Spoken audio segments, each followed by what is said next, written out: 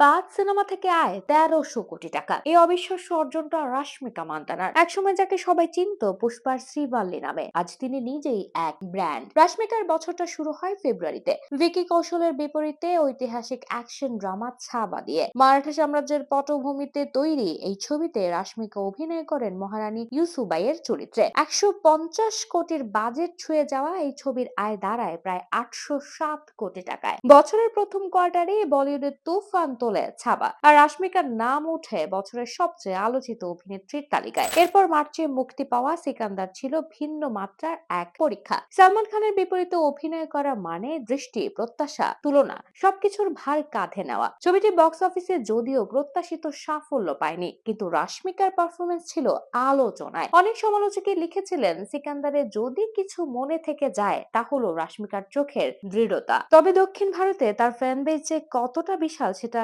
কুবেরা মুক্তির পর আবারও প্রমাণিত। তেলেগু তামিল ভাষার এই ছবিতে রাশমিকা অভিনয় করেছেন শামিরা চরিত্রে।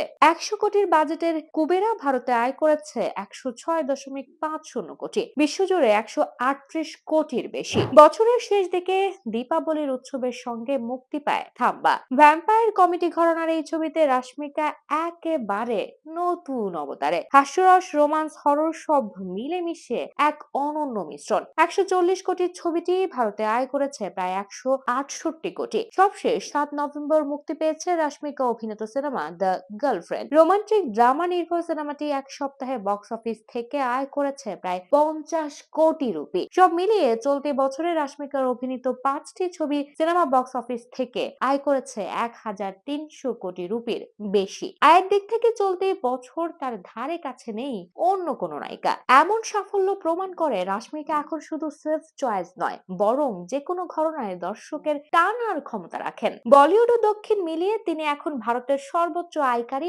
অভিনেত্রী। রাশমিকার যাত্রা একেবারে সিনেম্যাটিক। গীতা গোবিন্দমের মিষ্টি প্রেমিকা থেকে ডিয়ার কমরেডের প্রতিবাদী ক্রিকেটার, পুষ্পার শ্রমজীবী শ্রীবাল্লি থেকে অ্যানিমালের নীরব অথচ দৃঢ় গৃহবধূ, প্রতিটি চরিত্রে এক ভিন্ন রাশমিকা। অনেকে বলেন তিনি পুরুষ নির্ভর সিনেমায় কাজ করেন, কিন্তু সত্যিটা অন্যরকম। সেই সিনেমাগুলোর মধ্যেই রাশমিকা এমন এক উপস্থিতি তৈরি করেন যা পুরুষ চরিত্রের বাইরে দাঁড়িয়ে যায়। ২০২৫ সালের শেষ নাগাদ রাশমিকা জিতেছেন একাধিক বড় পুরস্কার, যার মধ্যে আছে সিম্বা বেস্ট অ্যাক্টর তেলেগু আর GQ most influence south star. Forbes India তাকে রেখেছে তাদের 30 আন্ডার 30 তালিকায়। আর ইনস্টাগ্রামে ৫০ মিলিয়নের বেশি ফলোয়ার নিয়ে তিনি দক্ষিণ ভারতের সবচেয়ে ফলো করা অভিনেত্রী। তিনি এখন শুধু পর্দার নায়িকা নন, ব্র্যান্ডেরও মুখ। রাশমিকার জীবনের আলো যেমন উজ্জ্বল, তেমনি কখনো কখনো এসেছে ছায়াও। কিরিক পার্টির সহ অভিনেতা রক্ষিত শেট্টির সঙ্গে তার এঙ্গেজমেন্ট ভেঙে যায় ২০১৮ সালে। পরবর্তীতে গুঞ্জন ওঠে বিজয় দেবরাকোন্ডার সঙ্গে সম্পর্কের, যা ২০২৫ সালে আনুষ্ঠানিকভাবে বাগদানে পরিণত হয়। এমনকি ২০২৩ সালের কুখ্যাত ডিপফেক কেলেঙ্কারিতেও তিনি শিকার হন। কিন্তু সেই ভয়ানক অভিজ্ঞতাকে তিনি পরিণত করেন এক সামাজিক বার্তায়। নিজে হয়ে ওঠেন ভারতের সাইবার ক্রাইম কোঅর্ডিনেশন সেন্টারের জাতীয় অ্যাম্বাসেডর। রাশমিকা জানেন একজন নারীর জয় মানে কেবল ক্যামেরার আলো নয়, সমাজের অন্ধকারকেও হারানো। চলতি বছর শেষে মিডিয়া যখন ইয়ার অফ দ্য অ্যাক্টরস তালিকা তৈরি করছে, সেখানে রাশমিকার নামটা সবার আগে। তিনি প্রমাণ করেছেন একজন অভিনেত্রী শুধু গ্ল্যামার নয়, তিনি হতে পারেন ইন্ডাস্ট্রির মেরুদণ্ড।